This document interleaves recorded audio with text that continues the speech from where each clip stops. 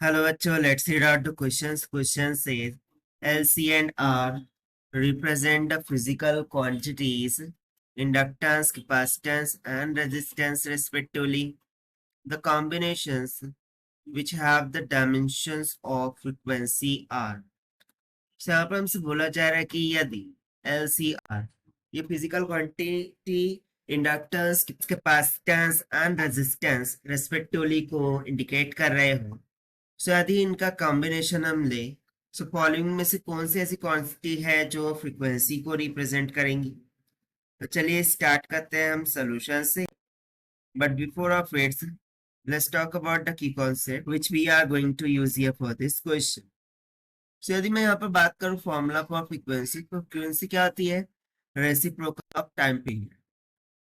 ठीक है, ये टाइम पीरियड का रेसिप्रोकल होता है। अब जब कभी हम आरएलसी सर्किट या फिर आरसी सर्किट या फिर आरएल सर्किट या फिर एलसी सर्किट की बात करें, सो इन सभी सर्किट के टर्म्स में एक टर्म्स आती है जिसको हम कहते हैं टाइम कांस्टेंट। ठीक है, so we would say that the time constant of circuits. अच्छा, टाइम कांस्टेंट क्यों? सो देखिए, फ्रीक्वेंसी टाइम का इनवर्सली प्रोपोर्शनल है। सो यदि हम टाइम कांस्टेंट्स को निकाल लेते हैं, तो उससे हमें ये पता लग सकता है कि फ्रीक्वेंसी क्या होगी। ठीक है, सो सबसे पहले तो हम यदि आरसी सर्किट की बात करें, ठीक है, आरसी सीरीज या पैरेलल जो भी हो, सो इसके लिए टाउ इज इक्वल टू, यानी कि टाइम कांस्टेंट क्या हो जाता है? आर मल्टीप्लाई बाय सी के इक्वल हो जाता है। सो इसके लिए फिर फ्रीक्वेंसी क्या हो जाएंगी? एफ इज इक्वल टू 1/टाउ यानी कि 1/RC। So 1/RC is a unit of frequency. हम क्लियरली बोल सकते हैं कि ये फ्रीक्वेंसी की यूनिट हो जाएंगी। उसी तरीके से यदि मैं नेक्स्ट एलसी सर्किट, ठीक है, एलसी सर्किट की बात करूं, so when comes to LC oscillation, इसमें टाइम कांस्टेंट का फॉर्मूला क्या होता है? अंडर रूट में एलसी। ठीक है, सो यहाँ से यदि मैं फ्रीक्वेंसी निकालना चाहूँ तो फ्रीक्वेंसी क्या होनी चाहिए? फिर 1/अंडर रूट ऑफ एलसी होना चाहिए।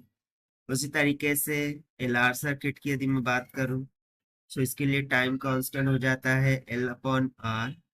और यदि मैं फ्रीक्वेंसी की बात करूँ, सो ये 1/L/R यानी कि R/L होना चाहिए। सो अब हम इन ऑप्शंस को यहाँ पर चेकआउट करते हैं कि क्या हमें मिल रहा है।